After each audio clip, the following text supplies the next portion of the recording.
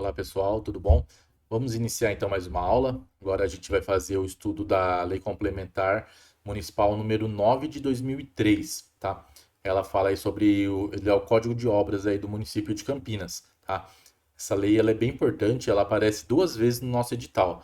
Ela vai aparecer na parte de urbanismo, que é a parte que a gente vai ver agora, e depois ela volta a aparecer na parte de serviços públicos, a outra parte também que ela aparece, tá bom? Então, assim, a lei em si, ela é um pouquinho extensa, tá?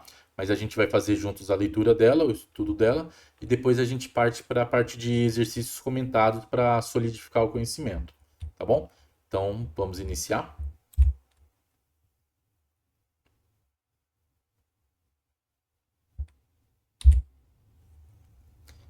Então, vamos lá. Aqui temos a nossa lei, número 9 de 2003, né? Dispõe sobre o Código de Projetos e Execuções de Obras e Edificações do município de Campinas. Aqui a gente vai falar do capítulo 1 ao 5 e depois a gente pula para o capítulo 13, 14 e 15, tá? Então, do 1 ao 5 a gente vai falar os objetivos, os direitos e responsabilidades do município, licenciamento, procedimentos administrativos e a fiscalização, tá? Depois, o 13 a gente vai falar sobre disposições gerais, disposições finais e aí a gente encerra. Então, vamos lá. Capítulo primeiro dos objetivos. Seção preliminar, seção 1 das preliminares. Artigo 1º. Este código estabelece as diretrizes e procedimentos administrativos a serem obedecidos no licenciamento, fiscalização, projeto, execução e preservação de obras e edificações. Tá? Então, esse daqui é a diretriz desse código. Parágrafo único. São aplicáveis aos dispostos nessa lei os imóveis destinados a funcionamento de órgãos ou serviços públicos, observados o disposto na legislação estadual e federal pertinentes, tá? Então, a lei municipal ela tem que estar sempre consoante com lei estadual e federal. Seção 2 das finalidades do Código. O presente Código tem as seguintes finalidades: regular a atividade edilícia, atribuir direitos e responsabilidades ao município, do proprietário ou possuidor do imóvel e do profissional atuantes na atividade edilícia, estabelecer documentos e instituir mecanismos destinados ao controle das atividades edilícias, estabelecer diretrizes básicas de conforto, higiene, salubridade e segurança a serem atendidas nas obras e edificações e definir critérios a serem atendidos na preservação, manutenção e intervenção em edificações existentes. Seção 3 das definições, né? Então aqui agora vai vir uma sequência de definições que eu considero que é importante, tá? A banca costuma cobrar, dar uma definição e cobrar outra, né? Então ela tenta confundir isso. Então essas definições eu creio que é bem relevante para os nossos estudos. Artigo 3º. Na aplicação dessa lei, sem prejuízo dos dispostos constantes na Lei de Uso de Ocupação de Solo, são adotadas as seguintes definições. Então, o que é o adorno? Elemento decorativo da construção colocado com o objetivo de completar a composição de uma fachada. O que é um andar? Qualquer pavimento situado acima do pavimento térreo e abaixo da caixa d'água, casa de máquinas, espaço para barriletes e outros equipamentos de serviço. Área edificada. Área total coberta de uma edificação a ser considerada no cálculo da área edificada de um único andar, excluídos beirais de até 1,5 m de largura, as áreas de poço e vazios em geral, exceto área de poço de elevador, bem como de qualquer equipamento mecânico de transporte vertical. O que é o ático? É uma parte do volume superior de uma edificação destinado a abrigar a casa de máquinas, piso técnico de elevadores, caixas d'água e circulação vertical. O que é uma atividade edilícia? É o elenco de atividades ligadas ao projeto e execução de obras e edificações. O que é uma cobertura leve retrátil? É uma cobertura que possa ser totalmente recolhida por meios manuais ou mecânicos. O que é uma cobertura leve sobre recuo obrigatório? É uma cobertura leve construída com materiais como lonas, chapas metálicas, fibras diversas, vidros, acrílicos, policarbonatos ou outros materiais desenvolvidos por novas tecnologias com peso, inclusive a estrutura, não superior a 50 quilos por metro quadrado. Vedado o uso de concreto, cimento, amianto e outros materiais pesados.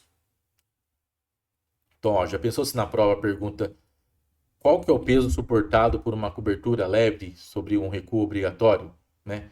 Então não pode ser superior a 50 quilos por metro quadrado. Ou seja, se a área tem 2 metros quadrados, é permitido 100 quilos, né? Se a área tem 4 metros quadrados, é permitido 200 quilos, ou seja, 50 quilos a cada metro quadrado. O que é uma conformação do terreno? É uma situação topográfica existente, objeto do levantamento físico que serviu de base para a elaboração do projeto e ou contestação da realidade. O que é a conformação original do terreno? É a situação topográfica constante de cartas gráficas disponíveis ou do arroamento aprovado, anteriores à elaboração do projeto, né? Ou seja, se a conformação original do terreno é a condição anterior, né? E a conformação do terreno é a situação atual. O que é o coroamento? É um elemento de vedação ou moldura que envolve espacialmente o ático, né? Nós já vimos o que é o ático lá em cima. O que é a definição de uma demolição? Demolição total ou parcial derrubamento de uma edificação.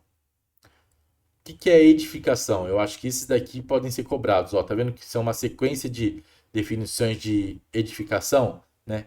Então há uma diferença aí entre vários tipos de edificação. Então aí ela pode misturar as definições, né? Então vamos lá. O que é a edificação? É uma obra coberta destinada a abrigar atividade humana ou qualquer instalação, equipamento ou material. O que é uma edificação clandestina? É a edificação feita sem aprovação da Prefeitura de Campinas.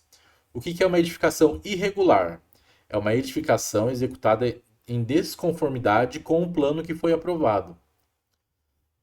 Então, ó, olha a diferença sutil, né, entre irregular e clandestina. Parece que é a mesma coisa, né, mas não é. A clandestina ela não tem aprovação. A irregular ela tem aprovação, porém ela não está sendo feita conforme essa aprovação. O que é uma edificação provisória? É aquela de caráter não permanente, que servirá como um canteiro de obras, incluindo alojamento de pessoal, casa de guarda, sanitários e toda a construção necessária ao desenvolvimento de uma obra, bem como aquela de caráter não permanente, que servirá para eventos. Tais edificações serão autorizadas por tempo determinado, exceto quando para canteiro de obras, cujo tempo será no máximo o tempo da obra, devendo ser demolido após a sua utilização. Então aqui a gente já está acostumado a ver essas edificações provisórias, né, que são aqueles abrigos, alojamentos onde geralmente fica o pessoal da obra, né? Então ali quando a obra está pronta é totalmente demolida. O que é uma edificação transitória? Ela tem um caráter não permanente e ela é passível de montagem, desmontagem e transporte, tá? Então a provisória aqui ela é fixa, né? Agora a transitória ela é móvel. O que é um espelho d'água? É um tanque artificial de caráter decorativo com no máximo meio metro, né, 50 centímetros de profundidade e com equipamentos de circulação de água. O que é uma legislação edilícia? O elenco de atos normativos que disciplinam a atividade edilícia. Movimento de terra. Modificação do perfil do terreno que implicar em alteração topográfica superior a 1 metro de desnível ou a 1.000 metros cúbicos de volume ou em terrenos pantanosos ou alagadiços. Muro de arrimo. Muro destinado a suportar desnível de terreno superior a 2 metros. Isso daqui eu acho que é uma definição importante, tá? Tendência a ser cobrado. Norma técnica brasileira. Norma emanada pela ABNT, Associação Brasileira de Normas Técnicas. Definição de obra: realização de um trabalho em imóvel, independente do estado que estiver, ainda que paralisada ou concluída. Obra emergencial: obra de caráter urgente, essencial à garantia das condições de estabilidade, segurança ou salubridade de um imóvel.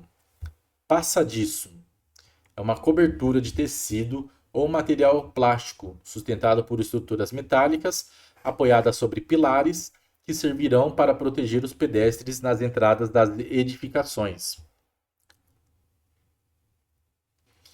Pavimento: qualquer plano utilizável de uma edificação, sendo que um pavimento poderá desenvolver-se em dois ou mais planos, com a condição de que a diferença entre as cotas extremas não seja superior a 1,50 m.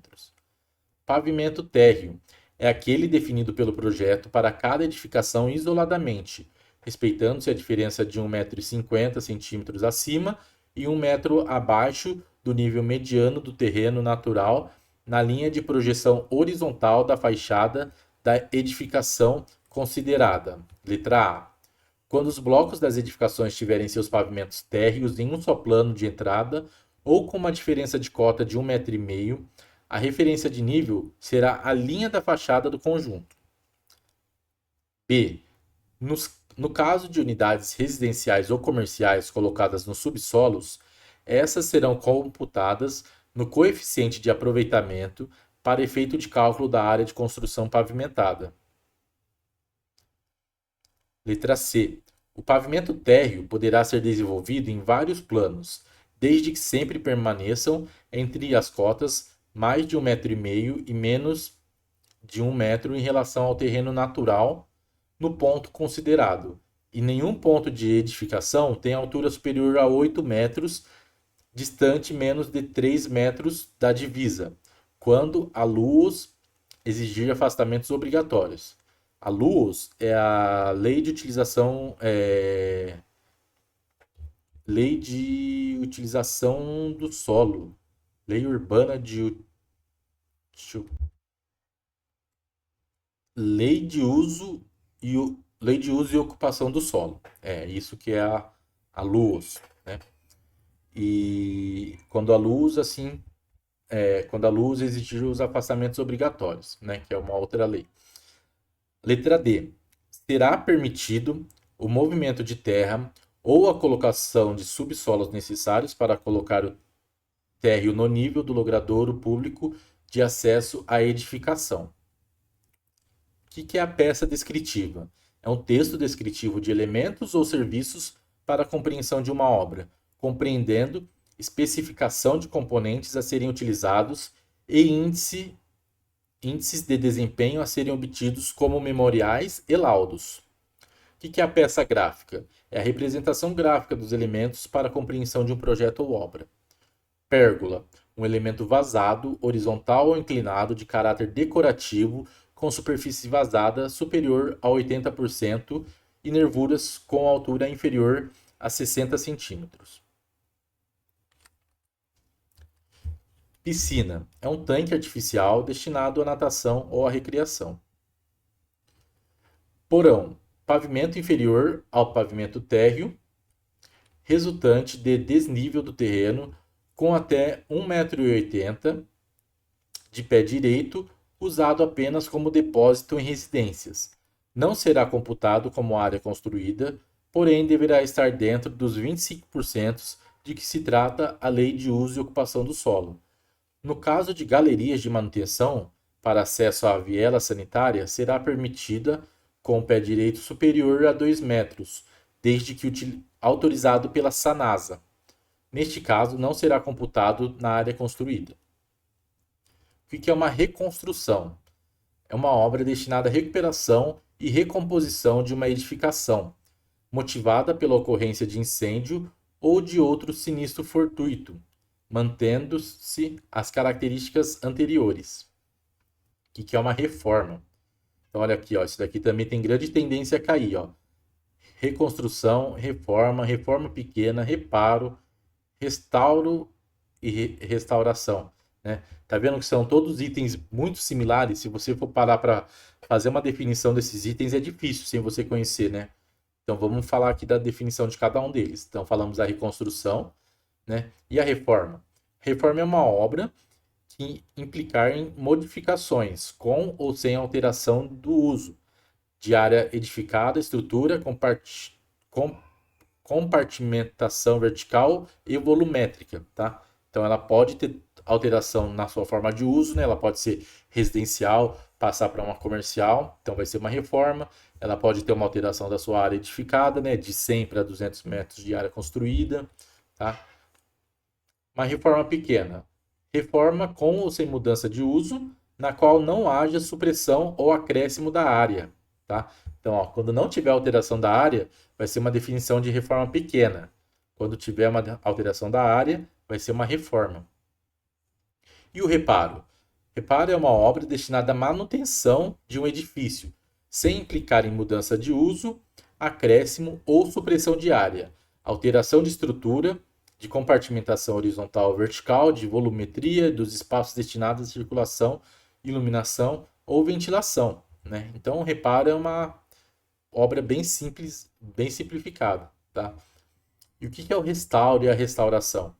Uma recuperação de uma edificação tombada ou preservada, de modo a restituir as características originais, né? Então, é um tipo de reparo feito em edifícios tombados, né? Em obras tombadas, né? Então, é chamado de restauro e restauração.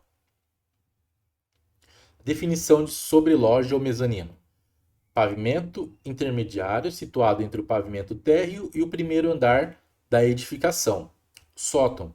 Espaço utilizável sobre a cobertura, com pé direito variável, não sendo considerado pavimento da edificação para efeito de número de pavimentos em residência. Sua colocação somente será admitida em residências que já contenham todas as acomodações necessárias em pavimentos inferiores e desde que a altura máxima medida desde o piso até o pavimento térreo, do pavimento térreo até a cumieira, seja de 10 metros. Quando a altura da edificação for superior a 8 metros, deverá ser observado o afastamento de 3 metros em relação às divisas. Toldo. Cobertura leve, fixada nas paredes, sem apoio de pilares de qualquer natureza, colocada com o objetivo de proteger as aberturas contra intempéries sobre as quais não poderão ser exercidas quaisquer atividades. Poderão ser construídas com materiais como lonas, chapas metálicas, fibras diversas, vidros, acrílicos, policarbonatos ou outros materiais, não computado como área construída. Artigo 4º. Para efeito da citação neste Código, as seguintes entidades ou expressões serão identificadas por siglas ou abreviaturas, né? Então, a LUOS, que é a abreviatura que a gente já viu, LE, Legislação Edilícia, NBR, Norma Brasileira Regulamentadora, PMC, Prefeitura do Município de Campinas, o FIC, Unidade Fiscal de Campinas, CPLE, Comissão Permanente de Aplicação da Legislação Edilícia do Município de Campinas, PGT, Lei de Polos Geradores de Tráfego, e o CREA, Conselho Regional de Engenharia, Arquitetura e Agronomia. Capítulo 2. Dos direitos e responsabilidades do município. Artigo 5º. Constitui atribuições da Prefeitura Municipal de Campinas: licenciar os projetos aprovados, fiscalizar a execução e manutenção das condições de estabilidade, segurança e salubridade das obras, embargar a execução de obras que não atendam ao disposto na lei. Artigo 6º. Fica criada, junto à Secretaria de Obras e Projetos, a Comissão Permanente de Aplicação da Legislação Edilícia do Município de Campinas, a CPLE, com a seguinte composição: um representante da Secretaria de Planejamento, Desenvolvimento Urbano e Meio Ambiente, um representante da Secretaria de Obras, um representante da Secretaria de Transportes, um representante da Secretaria de Assuntos Jurídicos, um representante da SANASA, um representante da Associação dos Engenheiros, um representante do Instituto de Arquitetura do Brasil, um representante do Sindicato das Indústrias da Construção Civil, Sinduscon, um representante da Abicamp, um representante da Associação Regional dos Escritórios de Arquitetura, um representante do Corpo de Bombeiros, 3 representantes das faculdades de Engenharia e Arquitetura de Campinas, um representante do Secov, e o Conselho Municipal de Atenção às Pessoas com Deficiências e com Necessidades Especiais. Aqui não fala quantos representantes são. Parágrafo 1º. A comissão de caráter consultivo terá a finalidade de dirimir dúvidas relativas a aplicações da LE, da Lei Edilícia, emitir pareceres quanto à sua atualização e quanto às novas técnicas ligadas à atividade, fixando para tanto os seguintes objetivos: promoção das avaliações periódicas da legislação, reunindo os resultados dos trabalhos técnicos que serão desenvolvidos para a sua modernização e atualização. Adoção de novos procedimentos que permitam a reunião de maior número de experiências e informações de entidades e órgãos técnicos da Prefeitura. Estabelecimento de rotinas sistemáticas de consultas a entidades representativas da comunidade. Parágrafo 2º. Os membros da comissão serão nomeados por portaria do Executivo para mandato de 2 anos, mediante indicação do órgão ou entidade que, como titular ou suplente, irão representar. Parágrafo 3º. A comissão instituirá seu regimento interno, do qual constará inclusive a forma da escolha do seu presidente. Tá, então essa parte aqui ela não tem muita importância, né? É mais aqui como que é constituído aí essa comissão, né? Essa comissão permanente aqui, essa CPLE. E agora vamos falar do proprietário e do possuidor. Artigo 7º. O proprietário e o possuidor são responsáveis pela manutenção das condições de estabilidade, segurança e salubridade do imóvel, bem como pela observância das prescrições desse Código e legislação correlata, sendo assegurada a disponibilização de todas as informações cadastradas na Prefeitura de Campinas relativas à propriedade. Parágrafo 1º. Quando houver necessidade de apresentação do título de propriedade ou prova da condição de possuidor, o proprietário ou possuidor, respectivamente, responderão civil e criminalmente pela sua veracidade, não implicando sua aceitação por parte da Prefeitura, em reconhecimento do direito de propriedade. Quando houver discrepância entre as medidas da escritura e as reais existentes no local, o projetista deverá obedecer às medidas existentes no local, se essas forem menores que as da escritura, para efeitos de recuo, afastamentos, taxa de ocupação e altura da edificação, tá? Então aqui está definindo quando houver divergência entre a escritura, né, o documento do imóvel, e a obra real lá, como é que ela está em loco. Inciso 1º. Para o cálculo do coeficiente do aproveitamento, deverá ser utilizado a área real existente no local. Agora, do profissional. Artigo 8º. O profissional habilitado é o técnico credenciado pelo órgão federal fiscalizador do exercício profissional, devidamente inscrito no departamento competente da Prefeitura, podendo atuar como pessoa física ou como responsável por pessoa jurídica, respeitadas as atribuições e limitações consignadas por aquele organismo.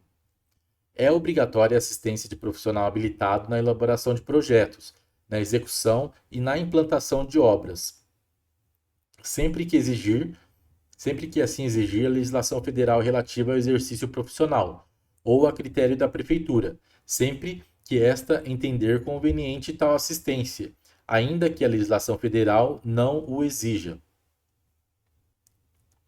Artigo 10. O profissional habilitado poderá atuar individual ou solidariamente como autor ou como dirigente técnico da obra, assumindo sua responsabilidade no momento em que protocolizar o pedido de licença ou no início dos trabalhos do imóvel. Para efeitos desse código, será considerado autor o profissional habilitado responsável pela elaboração de projetos que responderá pelo conteúdo das peças gráficas descritivas, especificações e exequibilidade do seu trabalho. Parágrafo 2º. Será considerado dirigente técnico da obra o profissional responsável pela direção técnica das obras desde seu início até sua total conclusão, respondendo por sua correta execução e adequado emprego de materiais, conforme projeto aprovado na Prefeitura, e observâncias da NBR. Artigo 11. É facultada, mediante comunicação à Prefeitura, a substituição do dirigente técnico da obra, sendo obrigatório em caso de impedimento do técnico atuante. Quando a baixa da responsabilidade do dirigente técnico da obra for comunicada isoladamente, a obra deverá permanecer paralisada até que seja comunicada a assunção de um novo responsável, ou seja, uma obra ela não pode caminhar sem um responsável técnico. A prefeitura se exime do reconhecimento de direitos autorais ou pessoais decorrentes da aceitação de transferência de responsabilidade técnica ou da solicitação da alteração de projeto. Capítulo 3º do licenciamento. Seção 1. Dos documentos para o controle da atividade edilícia. Mediante requerimento do interessado e paga as taxas devidas, a Prefeitura consentirá na execução e implantação de obras e edificações, através da emissão de instalação, alvará de aprovação, alvará de execução, certificado de conclusão e alvará de uso. Então, esses são os documentos utilizados nas obras. Então, agora aqui a gente vai falar de cada um deles, né? Então, do alvará de instalação, primeiro. A pedido do proprietário, do possuidor ou do profissional habilitado, a Prefeitura expedirá, a título precário, um alvará de instalação para a implantação de edificação transitória e de edificação provisória, construção de canteiro de obras em terreno distinto daquele no qual foi licenciada a obra, avanço de tapume sobre parte do terreno público, implantação de edificação em área atingida por plano de melhoramento público, manutenção de edificação que tenha parte sobre faixa de viela sanitária, instalação de sistemas transmissores de radiação eletromagnética previstos em legislação específica. O prazo de validade do alvará de instalação e de cada renovação será fixado em conformidade com sua finalidade. O alvará de instalação poderá ser cassado quando constatado desvirtuamento do seu objeto inicial ou revogado por motivos de conveniência e oportunidade. Tá? Então, a Prefeitura ela pode revogar a qualquer momento um alvará de instalação. Agora vamos falar sobre o alvará de aprovação. A pedido do proprietário ou do possuidor do imóvel, a Prefeitura emitirá alvará de aprovação para muro de arrimo, edificação ou reforma. Ou seja, né, se você vai fazer um muro de arrimo, você precisa de um alvará de aprovação, tá? Inclusive, isso já foi cobrado em prova, então eu acho que pode logo em breve ser cobrado uma dessas um desses dois itens aqui, tá? Parágrafo único. O movimento de terra e o muro de arrimo, quando vinculados à edificação, serão aprovados juntamente com esta, e a Prefeitura emitirá o correspondente alvará de aprovação, né? Então, se você vai fazer uma obra que já está contando ali com o muro de arrimo, né, então você não precisa de dois alvarás, né? Um alvará para edificação e um para o muro de arrimo. Você pode ter somente um alvará, né, para edificação e, juntamente com esse alvará de edificação, pode ter movimentação de terra e do muro de arrimo também. Artigo 15. Quando a obra for constituída por conjunto de edificações cujos projetos foram elaborados por diferentes profissionais, estes responderão solidariamente quanto à implantação do conjunto. Tá? O alvará de aprovação terá sua validade por 3 anos a contar da data da publicação. Então, alvará de aprovação, validade de 3 anos. Tá? Então, informação bem importante aí para concurso. O alvará de aprovação poderá, enquanto vigente, receber termo aditivo para constar eventuais alterações de dados ou aprovação de projeto modificado em decorrência da alteração do projeto original. Tá? Então, se você tem uma alteração no projeto original, você não precisa necessariamente emitir um novo alvará. Você pode fazer um aditivo, né? Uma alteração ali, adicionar uma informação extra. O prazo de validade do alvará de aprovação ficará suspenso mediante comprovação, através de documento hábil, da ocorrência das seguintes hipóteses, né? Então, se existiu um litígio judicial, calamidade pública uma declaração de utilidade pública ou uma pendência de um processo de tombamento, esse prazo ele vai ser suspenso, tá? Não vai ser computado, vai ser interrompido. Inclusive, isso já foi questão. Isso não foi questão, mas eu acho que pode ser questão de provas isso. Esse daqui, tá? Então, destaque especial para isso.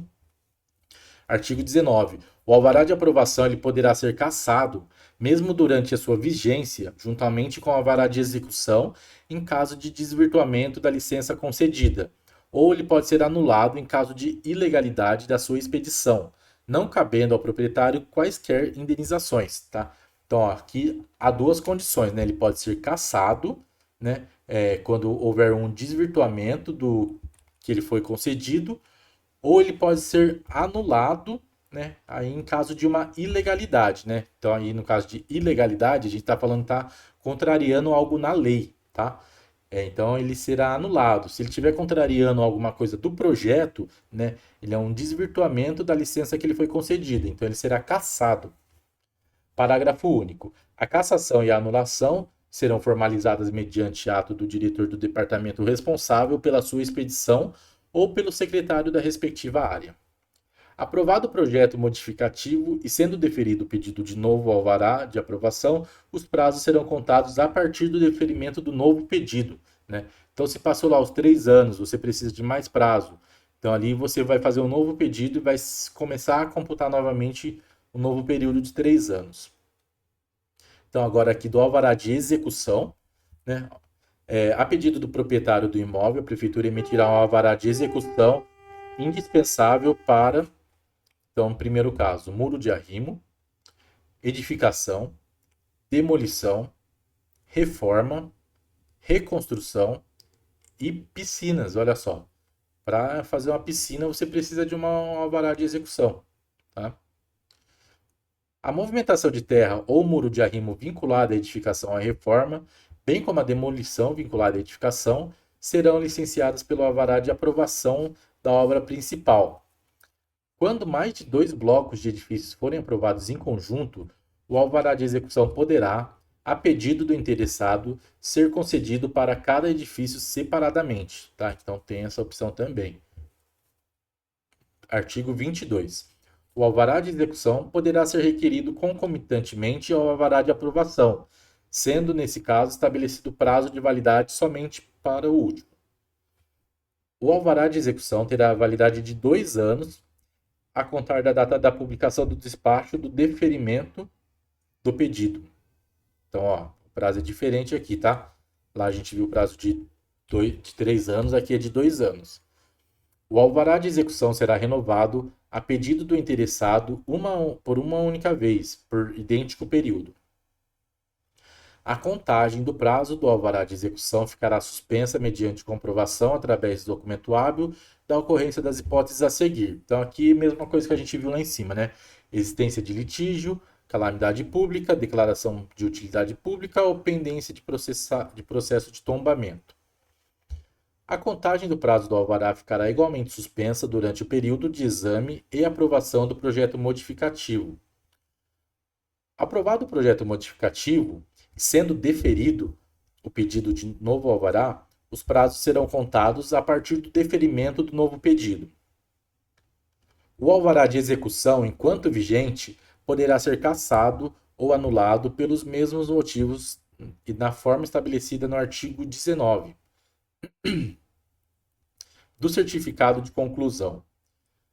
Ao término da obra autorizada e a pedido do proprietário, a prefeitura emitirá o certificado de conclusão de edificação, documento indispensável à utilização regular do imóvel.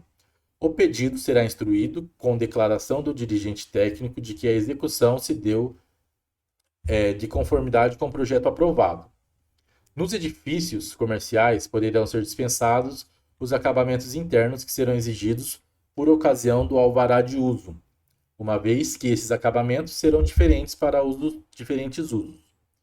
Em residências unifamiliares, poderá ser tolerada a abertura, como portas e janelas, a menos de 1,5 m da divisa, desde que haja expressa anuência do vizinho prejudicado e haja a possibilidade de abertura para insolação e ventilação por outra parede ou pelo teto.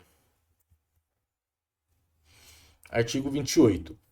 O certificado de conclusão da edificação poderá ser concedido em caráter parcial se a parte concluída atender para o uso a que se destina as exigências mínimas previstas na LE e na LOUS, na Lei de Utilização, na Lei de Uso e Utilização do Solo, exceto para residências unifamiliares, né? Então aqui, ó, acho interessante a gente destacar isso, né? Que poderá ser concedido em caráter parcial, desde que atendido às exigências mínimas, tá? Poderão ser aceitas, desde que observada a legislação vigente à época do licenciamento inicial da obra, pequenas alterações que não descaracterizem o projeto aprovado, nem impliquem em divergência superior a 5% da área construída, constantes do projeto aprovado, desde que não haja prejuízo dos recuos mínimos legais obrigatórios e pagas as taxas devidas pela área excedente, sem necessidade de substituição do projeto. Para efeito da presente lei, consideram-se pequenas alterações que não descaracterizam projetos aprovados, as seguintes, né? Então, o que são essas pequenas alterações? No prisma principal da edificação, alterações provocadas por engrossamento de paredes devidos a revestimentos, as saliências das estruturas quando usadas para elementos decorativos, as alterações provocadas por eventuais erros de locação que desloquem o prisma principal para um dos lados até 2% devem ser tolerados, exceto deslocamentos para mais de um lado que levem ao aumento da área da edificação. Nas áreas de serviço das partes comuns dos edifícios, fora dos recuos e afastamentos obrigatórios, as alterações provocadas por necessidade de abrigar equipamentos como máquinas de elevadores, cabines de transformadores, cabines de ar-condicionado e torres de refrigeração dos mesmos, caixas d'água e espaços para barriletes. Nas áreas de recuos e afastamentos obrigatórios, as alterações devidas ao quadro de medidores de luz e força, medidores de gás e água, quando abrigado de forma de armários encostado às paredes, botijões de gás, máquinas de portões eletrônicos, transformadores compactos do tipo pad mount, cobertura de portões para proteger o pedestre enquanto aguarda autorização para entrar, desde que não ultrapasse 1,5 m² de projeção, cabines de ar-condicionado e abrigo para compressores de ar, quando sua altura total não ultrapasse 1,5 m. As vigas sobre os portões, como suportes desses ou como elementos decorativos, desde que sua projeção não tenha largura superior a 40 centímetros. A soma das áreas de todos os elementos construídos nas áreas de recuos e afastamentos não poderá ultrapassar o limite estabelecido pelo parágrafo 1º do artigo 54 dessa lei. A soma de todas as áreas excedentes não poderá ultrapassar os limites estabelecidos no caput. Durante a execução da obra, poderão ser introduzidas modificações, assumindo o responsável técnico e o proprietário a responsabilidade pelo cumprimento da legislação vigente. Ao final da obra, deverá ser feita a substituição do projeto, recolhendo-se, se houver, a diferença de custas e emolumentos devidos. As modificações de projetos, durante a fase de construção, que não contrariem a legislação vigente, devem ser consideradas da seguinte forma: modificação da finalidade da construção. Deverá o interessado proceder à substituição do projeto antes do certificado de conclusão, e aumento da área construída sem a modificação da finalidade. Deve ser considerado nos seguintes casos: a. Nas modificações com aumento até 5% da área total, considerar-se-á o parágrafo 1º desse artigo, né? Parágrafo 1º, que é o que trata isso daqui. B. Nas modificações com aumento superior a 5% da área total, haverá necessidade de uma substituição do projeto, né? Então, 5% já é muita alteração. Parágrafo 5º. Em todos os casos de substituição de projeto, o interessado deverá pagar taxas referentes à aprovação e a diferença se houver dos impostos, taxas e preços públicos referente à construção, sendo dispensado do pagamento de multas desde que atendida a legislação vigente. Artigo 30. Comprovada pelo órgão competente da Prefeitura a conclusão de uma obra e não tendo ocorrido o pedido de certificação de conclusão, conforme disposto no artigo 31, será o seu proprietário notificado para requerê-lo no prazo de 30 dias. Parágrafo único. Decorrido o prazo previsto nesse artigo, a Prefeitura providenciará a inscrição em dívida ativa dos valores relativos aos impostos sobre serviço e o arquivamento ao protocolado. Tá? Então, se em 30 dias acabou a obra e não emitiu o certificado de conclusão, as dívidas que você deveria pagar ali na emissão desse certificado vão entrar em dívida ativa. E, por último, o alvará de uso. A pedido do proprietário e de conformidade com a legislação específica, a Prefeitura emitirá alvará de uso para edificação não residencial, que poderá ser requerido concomitantemente ao certificado de conclusão. Então aí a gente encerra a parte aí dos certificados de alvarás, né? E agora a gente vai para o capítulo 4, né? Dos procedimentos administrativos. Então aí já estamos indo para a reta final dessa lei. Seção 1. Formalização e análise dos processos. Os requerimentos serão protocolados, devidamente instruídos, com os documentos necessários e serão analisados por órgãos técnicos com base na presente lei, na LOAS e demais leis aplicáveis. O Executivo deverá editar normas complementares dispondo sobre a competência e documentos necessários a instruir os pedidos previstos na presente lei. Os pedidos de alvará de aprovação serão acompanhados de comprovante de recolhimento da taxa correspondente prevista na legislação. No caso de haver diferença de área verificada no curso da análise do processo, a taxa correspondente será recolhida quando for concluída a aprovação, né? Porque se teve uma diferença, essa diferença ela vai refletir lá no final, quando fizer essa aprovação. E aí vai ser corrigida e aí vai ter uma correção também nos valores, né? Artigo 34. O autor do projeto e o dirigente técnico da obra responsabilizar-se-ão pela observância das demais exigências da lei, tanto na esfera municipal quanto na estadual e federal, bem como pelo atendimento das exigências das empresas concessionárias de serviços públicos. Os processos que apresentarem elementos incompletos ou incorretos e necessitarem de esclarecimentos ou de complementação da documentação serão objetos de comunicados através do Diário Oficial do município. Os pedidos serão indeferidos e arquivados quando não atendidas as exigências em 30 dias, a contar da data de publicação, podendo este prazo ser prorrogado por período determinado pelo órgão responsável. As análises e manifestações dos diversos órgãos municipais deverão ser conclusivas de forma a concentrarem-se em uma única comunicação do interessado.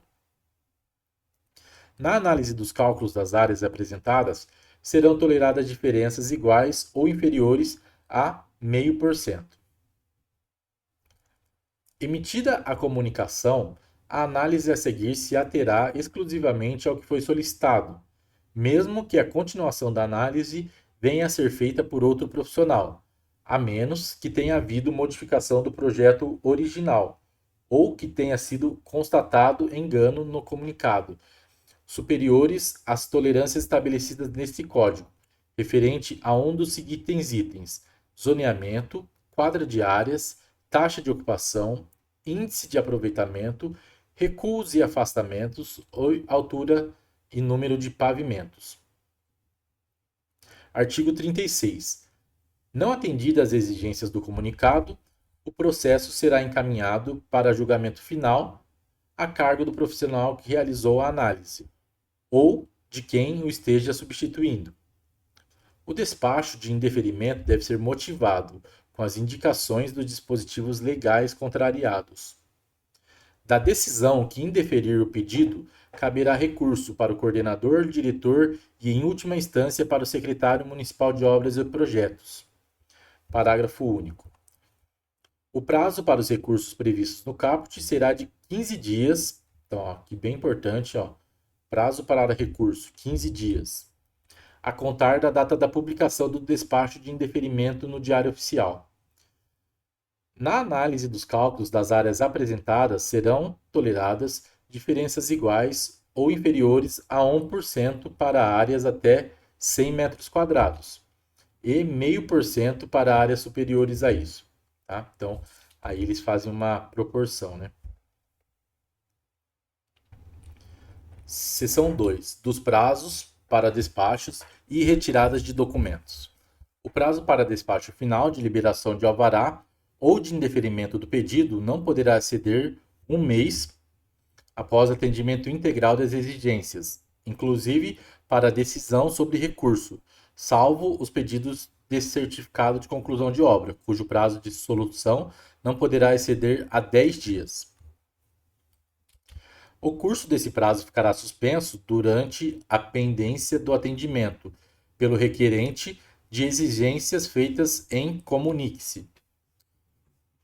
Transcorrido o prazo para a decisão de processo de alvará de aprovação, poderá ser requerido alvará de execução e informado a data em que a obra será iniciada, sendo de inteira responsabilidade do proprietário e profissionais envolvidos a eventual adequação da obra à legislação e normas técnicas. Transcorrido o prazo para a decisão de processo relativo à emissão de certificado de conclusão, a obra poderá ser utilizada a título precário, responsabilizando-se dirigente técnico da obra por evento decorrente da falta de segurança ou salubridade. O prazo para retirada de documentos são de 30 dias a contar da publicação do despacho do deferimento, após o qual o processo será arquivado por abandono, sem prejuízo de cobrança de taxas devidas. Isso daqui geralmente pode ser cobrado dessa forma, tá? Ó, por exemplo, se passou os 30 dias e não foi retirado o processo, ele vai ser o quê? Ele vai ser destruído, né? Então, acho que isso daqui é interessante a gente se atentar também, tá? E depois desse prazo, o processo será arquivado.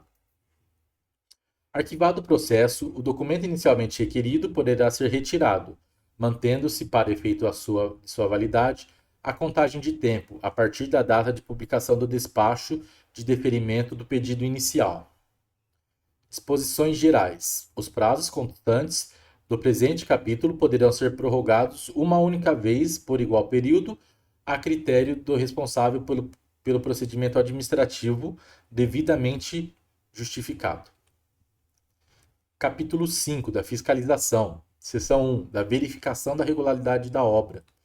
Toda obra poderá ser verificada pela municipalidade, devendo o servidor incumbido dessa atividade ter garantido livre acesso ao local, tá? Ou seja, vocês como agente de fiscalização, né, poderá ter total acesso às obras, tá? Então é uma premissa aí do município. E isso dito em lei aqui, tá? Então, está resguardado o acesso total e livre às obras.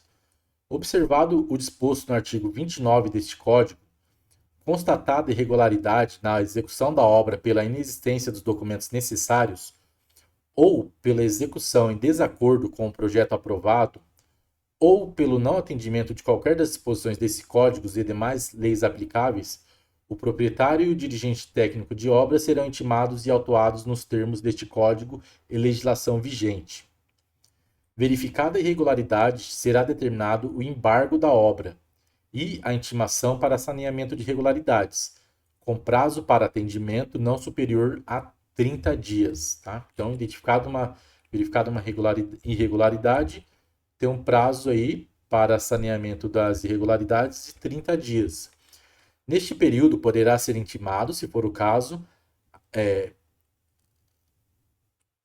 poderá o intimado apresentar pedido de substituição de projeto. Desrespeitado o prazo estipulado ou indeferido o pedido de substituição de projeto, vai ser lavrado um auto de infração e vai ser aplicada uma multa no valor previsto no Código. Durante o embargo, Só será permitida a execução de serviços indispensáveis à segurança do local e à eliminação das infrações e subsequente liberação da obra, tá? Então, enquanto a obra estiver embargada, não vai poder ter outros tipos de obras a não ser aquelas que estejam para sanear, né, para sanar as irregularidades. Parágrafo 5º. De qualquer ação fiscal, caberá recurso à autoridade competente, né? Ou seja, qualquer ação que um fiscal tomar, né, poderá o proprietário ou dirigente técnico da obra recurso. Após a lavratura do auto de que se trata o artigo anterior, o processo será encaminhado para as providências policiais e judiciais cabíveis. Parágrafo único. O servidor municipal que lavrar a intimação e o auto de infração será responsável pela inexatidão dos dados que possam prejudicar as medidas administrativas ou judiciais cabíveis, tá? Então esse parágrafo único aqui, ó, ele é exatamente para o servidor, tá? Para você que está fazendo cargo aí, a prova para cargo de fiscalização, tá? Por isso que eu digo aí que isso é uma tendência a ser cobrado, porque é exatamente um parágrafo para o servidor municipal, tá? Atentando aí da importância da exatidão dos seus dados, dos dados que é lavrado lá no auto de infração. Seção 2. Estabilidade, segurança e salubridade da edificação. Verificada a inexistência de condições de estabilidade, segurança ou salubridade de uma edificação, será o proprietário ou possuidor intimado a promover as medidas necessárias à solução da irregularidade. No caso de a edificação irregular apresentar perigo de ruína ou contaminação, o imóvel será interditado parcialmente ou totalmente e, se necessário, o seu entorno, dando-se ciência aos proprietários e ocupantes dos imóveis envolvidos. Não sendo atendida a intimação, o proprietário ou possuidor será autuado e os serviços, quando imprescindíveis à estabilidade da edificação, poderão ser executados imediato pela prefeitura e cobrados do proprietário, com atualização monetária, multas, honorários, sem prejuízo da aplicação de sanções cabíveis.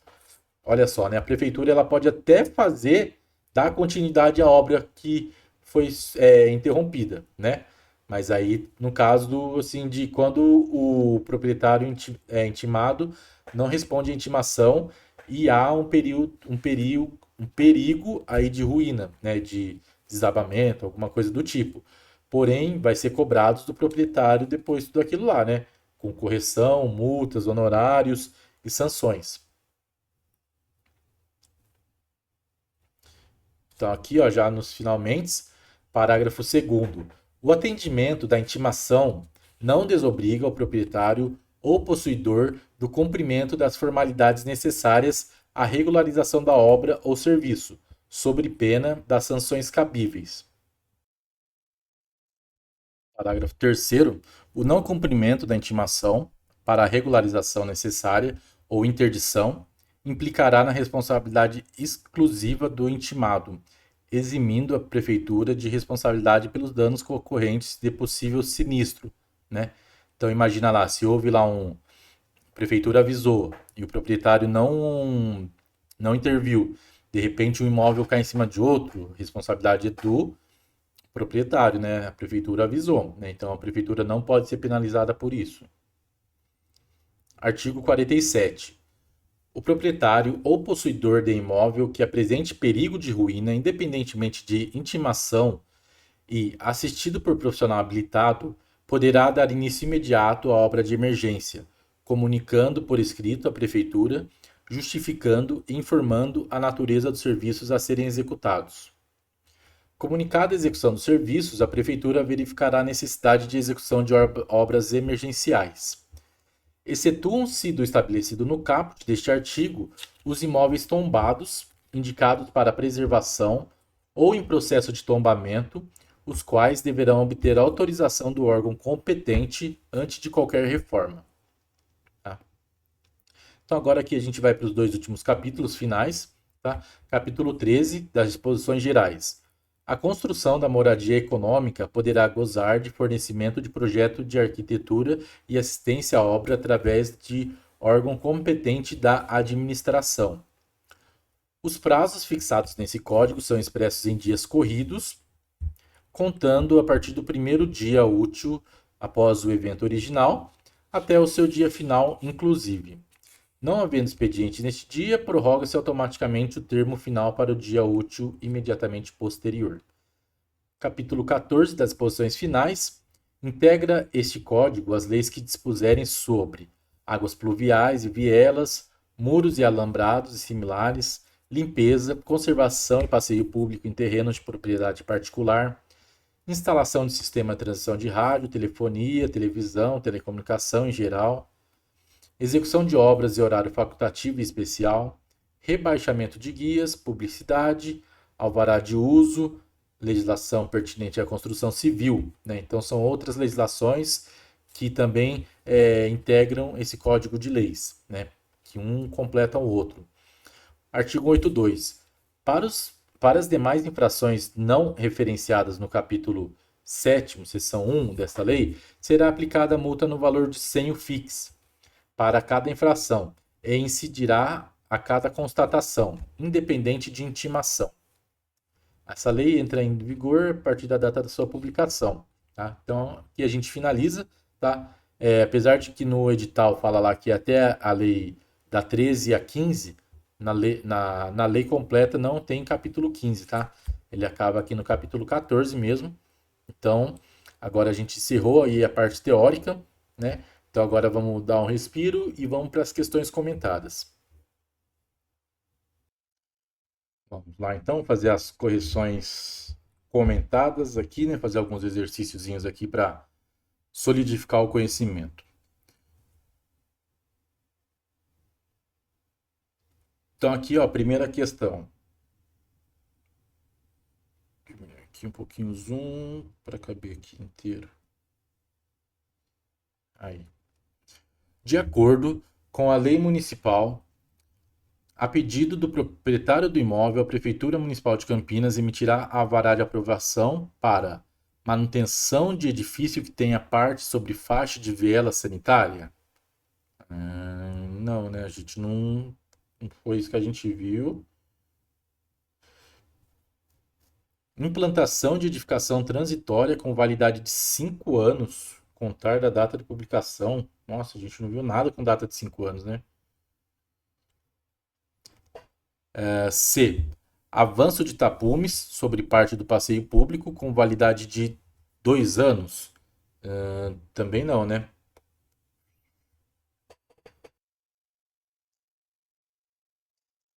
Então, avanço de tapume sobre parte do passeio público com validade de 2 anos.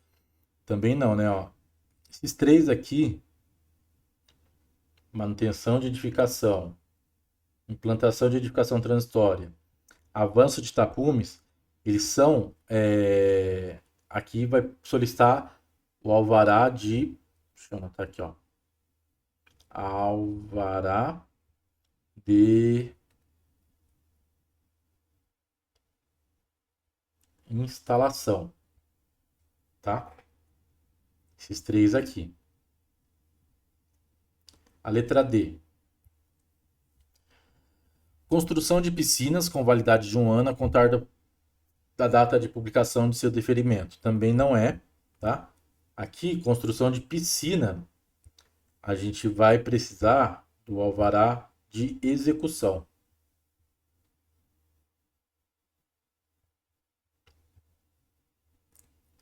Alvará de execução. Tá? Então, sobrou aí a letra E. Tá? Então, a letra E, ela é para muro de arrimo, a gente precisa de um alvará de aprovação, tá? Então, ó, tá vendo como que as questões vão vir? Vão vir dentro daqueles tipos de alvarás, né? Você vai ter que saber diferenciar qual que está dentro de qual, vai ter que lembrar dos prazos, né, de validade de cada um deles, tá? Então, ó, conferindo aqui nosso gabarito, letra E. Então, tá lá no artigo 14, tá? A pedido do proprietário, do possuidor do imóvel, a prefeitura emitirá alvará de aprovação, no caso de muro de arrimo, validade de 3 anos. Beleza? Então, vamos para a próxima questão. Foi constatada a irregularidade na execução de obra no município de Campinas, pela inexistência dos documentos necessários e pela execução em desacordo com o projeto aprovado. Em sequência, o proprietário Otávio e o dirigente técnico da obra Luiz foram intimados e autuados nos termos da legislação. Considerando a situação hipotética narrada e o disposto na Lei Complementar número 9 de 2003, assinale a alternativa correta. Letra A. Verificada a irregularidade, será determinado o embargo e a intimação para saneamento das irregularidades com prazo para atendimento não superior a 30 dias, a 60 dias, errado, né? É 30 dias, né? A gente viu lá, até comentei desse prazo aqui, de 30 dias. O erro da letra A. Letra B. É vedado que Otávio apresente pedido de substituição de projeto no período do embargo da obra. Errado, né? A gente viu, né? Falei também que é permitido, né? A alteração do projeto, né? Enquanto a obra está embargada, o responsável técnico lá, né? O dirigente, o proprietário, no caso aqui, o Otávio, ele vai lá e apresenta um novo projeto readequando a obra ao andamento que ela está, né? Então, é permitido, totalmente permitido. Letra C. Desrespeitado o prazo estipulado para saneamento das irregularidades, será lavrado auto de infração e multa. Tranquilinha, né? Facinho, sem sombra de dúvidas, né? Nessa letra C. Vamos identificar o erro das outras duas alternativas, então. Durante o embargo da obra, será permitida a execução de alguns serviços, tais como limpeza e higienização do estabelecimento e conservação da construção? Não, né? Eu falei isso daí também, né? É permitido algumas obras, mas as obras que serão permitidas é aquelas que irão sanar as irregularidades, né? Então, limpeza, higienização, conservação, né? Tá vendo como ele só trouxe aqui exemplos supérfluos, coisas que não vão impactar em nada se não tiver, né? Então, não, o proprietário ele não pode aproveitar o embargo da obra para ir fazendo outras coisinhas ali, não, tá? Ele vai ter que focar 100% em sanar as irregularidades. Então, esse é o erro da D. E aí, verificada a irregularidade, será determinada a intimação para saneamento das irregularidades com prazo de atendimento não superior a 180 dias? Não, também não, né? Aqui também é 30 dias o prazo aqui, tá? A gente nem tem um prazo tão grande assim lá, se eu não me engano, tá? Então é 30 dias, tá? Então, gabarito da nossa questão é a letra C. Então, conferindo aí, gabarito letra C, bateu. Ó, próxima questão. Questãozinha que vai falar aí daquelas denominações, né? Daquelas descrições de informações lá que eu falei para vocês que eu acho que tem grande chance de ser cobrada e já foi cobrada aí, como a gente está vendo aí em provas anteriores, né? Então ele vai trazer uma descrição aqui, né? E aí ele vai perguntar do que se trata essa determinação, essa denominação, né? Então aqui qual que é o que ele trouxe, ó? De acordo com a lei, a obra destinada à recuperação e recomposição de uma edificação motivada pela ocorrência de um incêndio ou outro sinistro fortuito, mantendo-se as características anteriores, denomina-se. Então a gente tem reparo, restauração, reforma, reconstrução e restauro, né? Então aqui a alternativa correta vai ser a letra D, né? A gente sofreu ali um incêndio, né? Então sempre vai estar, se tiver assim, ó, essa palavrinha aqui, incêndio, né? Um sinistro, vai ser reconstrução, tá? Então aqui, ó, nosso gabarito, a letra D, tá? E aqui eu trago também as definições dos outros itens, tá? Que ele deu como opção lá na questão, beleza? Então, essa daqui é algumas questõezinhas aí para a gente dar uma esquentada aí nos estudos do código de obras, tá? Então, deu para ver basicamente o que vai ser cobrado nas provas, tá? Então, viu que a parte que está destacada lá na legislação realmente é as partes que são cobradas, são as partes importantes, tá? Então, vamos se atentar a isso. E finalizo por aqui. Encerramos mais um tópico do nosso edital. Bons estudos e até mais. Tchau, tchau.